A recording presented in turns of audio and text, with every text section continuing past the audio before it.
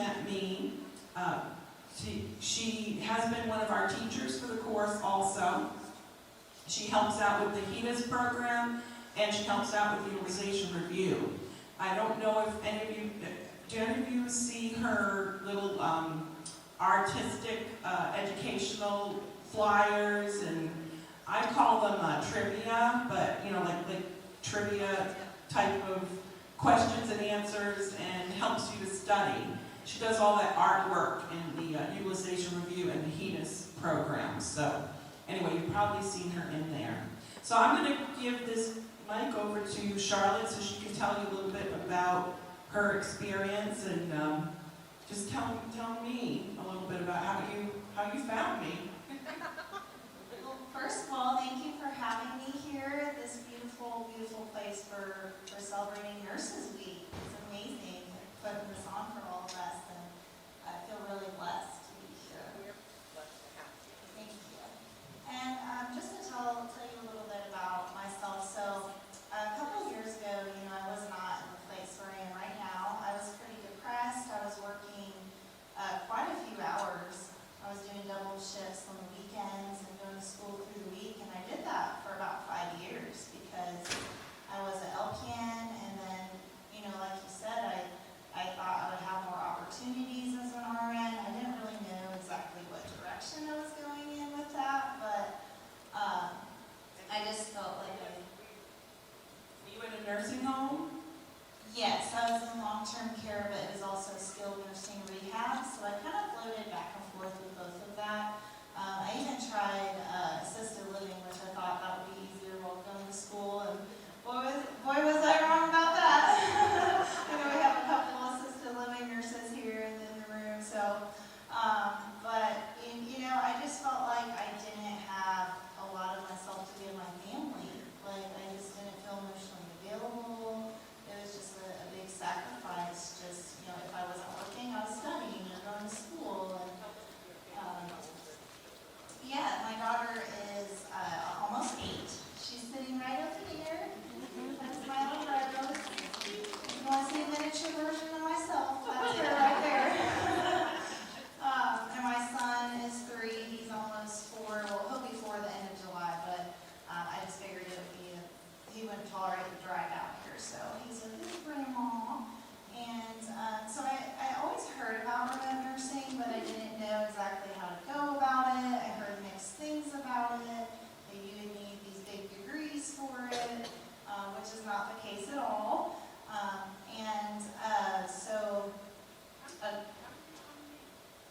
So I found you on Facebook a couple years ago when the coronavirus was announced as a global pandemic. I kind of freaked out a little bit. My husband's like, if you're going to be like this the whole time, I'm going to get a hotel. So, I had some anxiety and uncertainty, with the situation. And that was when I started, researching about remote nursing. And I just felt led to really explore that. And I also, took that time to pray to God because, with all the circumstances all around me, uncertainty and anxiety, like, God, what is it that you are teaching me in this moment? And what is it that I should be doing? And what's my purpose? Because I just felt kind of lost, And I felt like I was being led to stay at home and spend more time with my family, have that family work-life balance. So when I took your course, I started doing some COVID-related jobs, but I also fell into HEDIS, and I absolutely love HEDIS. Are there any HEDIS nurses in here? Oh, we got about 3 of them. All right. A lot of them have taken HEDIS, but they just don't work HEDIS. But they know it. A lot of you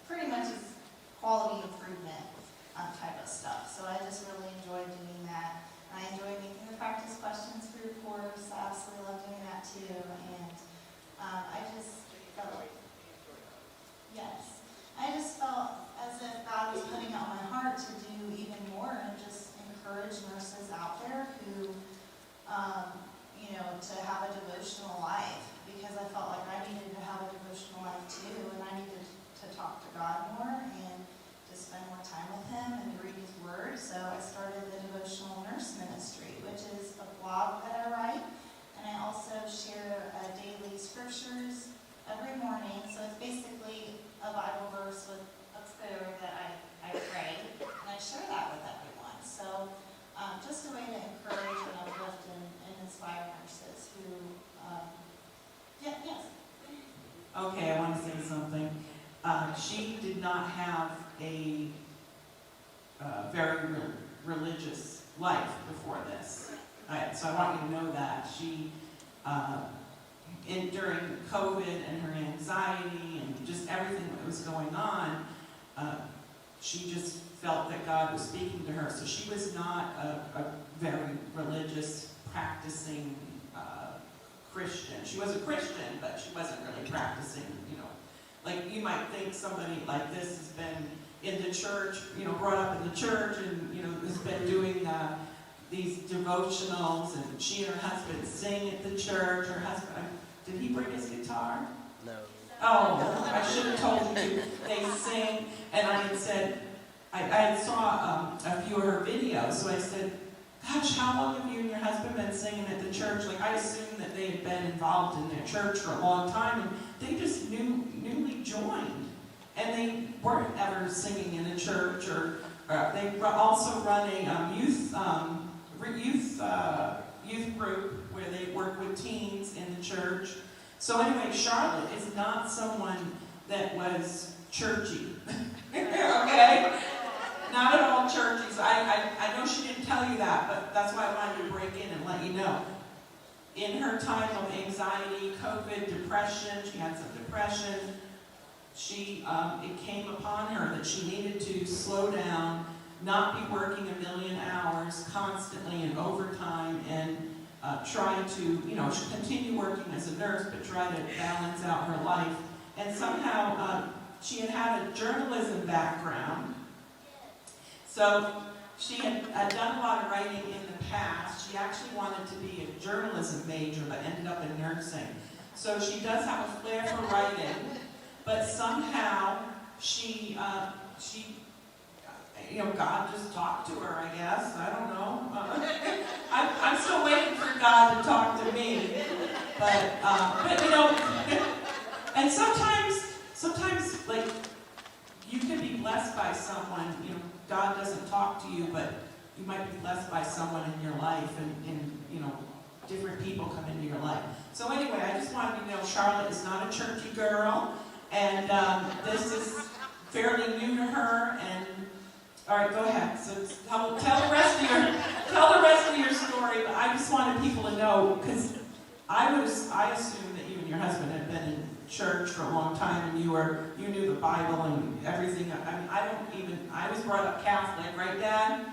I was brought up Catholic, but I don't even know my Old Testament, and So yeah, Dad brought me up Catholic. I was not a good Catholic. My brother Michael made his confirmation. I didn't. All my brothers made their confirmation except me. I was a rebel. So I was the problem child. But anyway, I had a great Catholic upbringing and wonderful parents. Anyway, here she is again. Yeah, and I just wanted to say that, I wasn't, making God a priority in my life. I had been in church in the past, when I was younger, but I stopped going for many years, and I don't know my Bible front to back, but if we seek Him, we will find Him, and He will talk to us in ways that we wouldn't even think were possible. So I just want to let you all know that is available to each and every one of us. And if you have any prayer requests, please feel free to let me know. Our table's right over there where you can get a goodie bag if you have not signed up for the raffle. We are having a raffle prize with nursing gifts and some faith-based items that are available to you for whoever my daughter pulls out of the bucket over there. So if you haven't done that, go ahead and feel free to do that. And you'll also have